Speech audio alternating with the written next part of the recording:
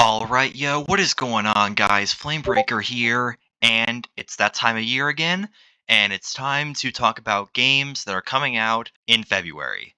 So, yeah, if you guys want to see more of this content in the future, be sure to like and sub, and let's get into it.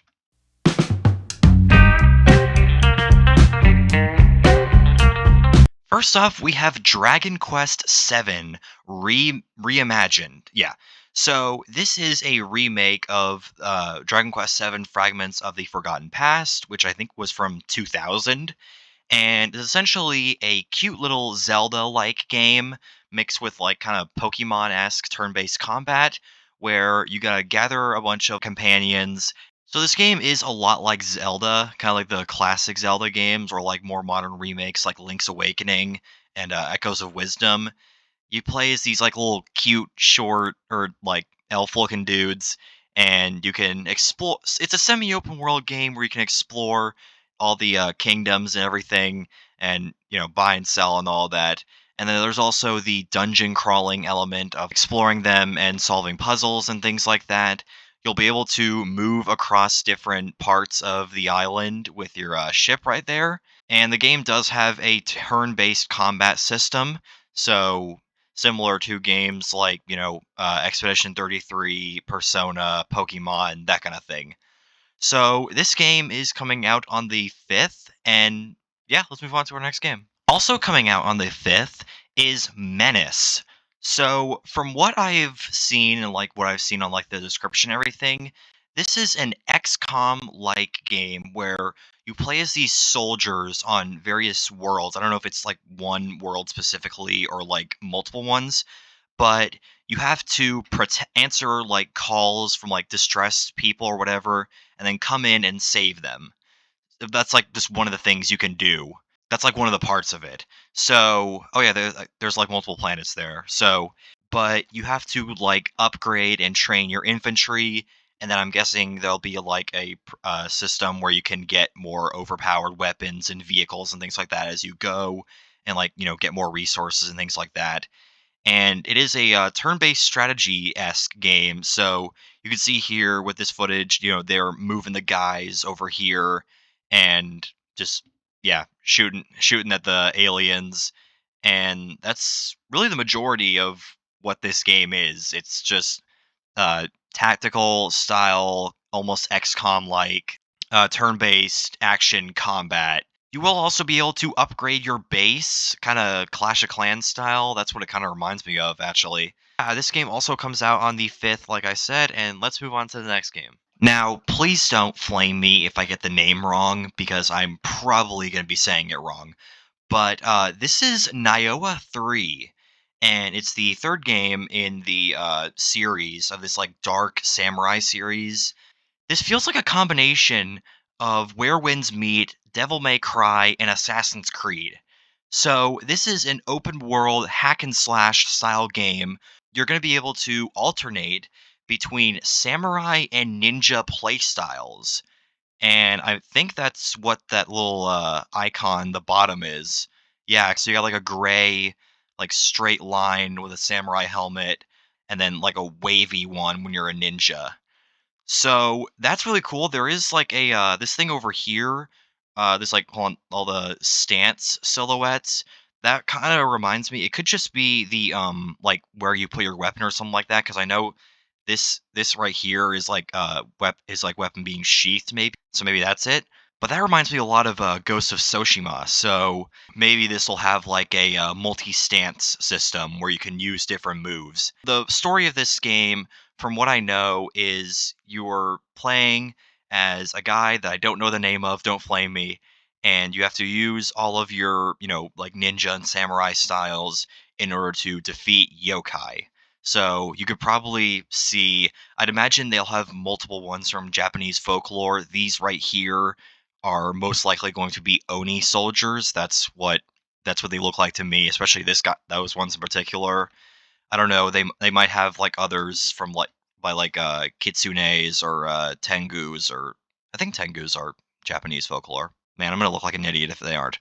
But yeah, so I was gonna see there's that giant beast, like tiger beast or whatever. You got these like little friendly cats and this lion dude, which honestly looks really cool and really cute at the same time. It kinda reminds me a little bit of, Ninja Gaiden as well with, like especially with this, attire. So, if you're a fan of any of those games, like Devil May Cry, Assassin's Creed, Where Winds Meet, Ninja Gaiden, all that stuff, I would this seems like the game for you. This looks honestly like a lot of fun. This game comes out on the 6th, and move on to our next game. On the 12th, the Mario sports games are back, starting off with Mario Tennis Fever. And it is a Switch 2 exclusive, I believe. I don't think it's available for the normal Switch, but basically it is a tennis game where you can obviously play normal tennis, either solos or duos, and you got all the kinds of various like hits and everything, like top spins and slices, and what you're seeing right now. And you can also do it with duos if I didn't already say that. But one big thing about this is the fever racket system. So, if you saw in the beginning that there was like a little ice thing on like a little ice patch on the ground, your rackets, as you keep I think it's when you keep hitting the ball, you can use your fever racket and it'll unleash a special ability. So the ice racket right there, it like makes everything slippery, slippy. Oh my god. But, yeah, so the fire racket, leaves, like, a trail of fire around the, hold on, let me go back a bit. The pokey summons one of those things and I guess can, like, interrupt other players or something like that. The shadow racket, creates another one of you, so you can outnumber your opponent no matter what. Golden Dash just basically just turns you into Supersonic from Wish. There's 30 total, and I'd imagine they'll add more in the future, assuming they update this game over time. There is a story mode, which I don't know much about, to be honest. But if you saw in the beginning, there are like bosses in there with like that little cheap, or at least something like it. I don't know if that was like a mini game or something. And oh yeah, there's another thing. You literally have HP in this, so you can literally get knocked out for a period of time. You can do duo fever racket abilities as well. I don't know if both players need to have the fever racket ability on standby or if it's just one of them.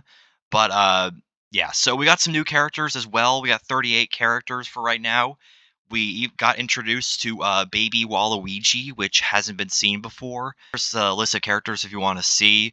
We got things like Dry Bones Bowser, Petey Piranha. We got all the baby characters, regular Dry Bones, two kinds of Koopas, P. Diddy, Chain Chomp, and all kinds of others.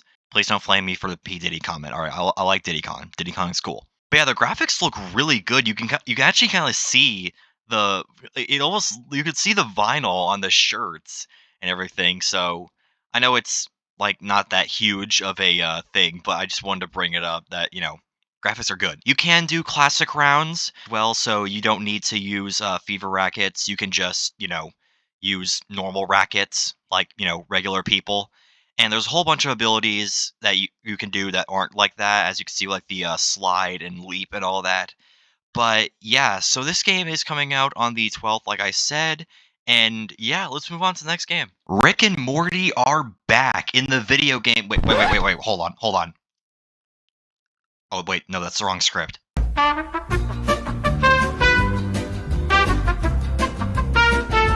So this is High on Life 2, a obvious sequel to the first game. I'm not actually sure if you play as the same character from the first game, but this game is pretty much just Rick and Morty in a video game.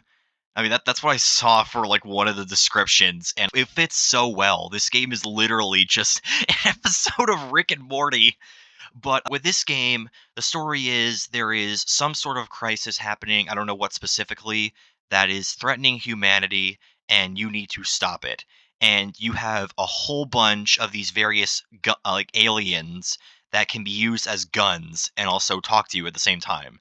On the original High on Life game, I think there was only one, but now there's a whole bunch. You got like dual pistols, this like whole like knockback rifle. It kind of remind. Oh wait, this kind of looks like the stake gun that Blade had in the first movie. There's also a knife, apparently. This little guy right here. I think this character lost him in a second. It looks like you can explore with like skateboards as well. So that'll be fun. Got another pistol right here. There's this long boy here, which I can't tell if he's supposed to be a pistol, shotgun, or a sniper rifle. I think he's supposed to be a shotgun, but this game is just it's just really silly. The original High on Life game was super silly in and of itself, and I have no doubt that, this one isn't going to be super silly as well, especially when you're running around murdering people with alien and weapons, literally, on a skateboard. This game comes out on the 12th, or sorry, the 13th, and let's move on to the next game. On the 11th, we have probably the most bizarre game I have ever seen in my life. This is Romeo is a Dead Man. And apparently it's Romeo dies. It may be that guy, who was bleeding, and he gets revived in, I think, the future by an FBI space time program or something like that, and he becomes one of their special agents. So Romeo is a space time FBI agent. So that's already bizarre enough. But what's really funny about this is that he is on a quest to save his girlfriend Juliet. Does this sound familiar to anybody? This is just I don't even know what to make of it. It's just Romeo and Juliet, but Romeo on crack, basically. this is this is literally Shakespeare rated R. This is apparently the same team who made Lollipop Chainsaw. So if you're into that game, this may be the game for you. You get like a whole variety of crazy weapons. What is okay? I'll be honest. I'm not even sure what I just watched, but this game comes out on the 11th again. Let's just move on. If you don't have an Xbox but really wanted to play Avowed, well, you don't need to worry anymore because on the 17th, it is coming to PlayStation. So, this is one game I've honestly wanted to play ever since it came out. I just haven't really done it yet. And it's basically almost like a Skyrim like game. It is a first person RPG set in the world of Aora. As you can see, the customization is really good. You can change your class or not class. Like there's you can put certain upgrades into various classes, which look very D&D esque. I see. Yeah, so you got like fighter, ranger, wizard. I don't know about. I don't think godlike is a class, but if it is, please tell me. So there are apparently other plans to this. I'm not sure. Like they're gonna add more to this game. Uh, like post PS5, or I don't know if it's going to be the post PS5 release or like the day of, but apparently it seems to be, given on the title of this video, that they are giving us a new game plus, so that's always good. You can explore this beautiful open world, forge alliances, and just have fun. Use all kinds of cool magic and weapons. Once again, this game comes out on the PS5 on the 17th, and let us move on to our final game. We're getting close. On the 27th, Resident Evil 9 or Requiem is coming out. So I've talked about this game before, but I haven't really done the best research. I'm pretty prone to do that in these videos, so I'm sorry about that. But apparently, from what I've seen on what is from the official website, apparently this is set years after Resident Evil 2, where this analyst, there's a string of murders that end up at an abandoned hotel, which I'm assuming this is where, this scene is happening.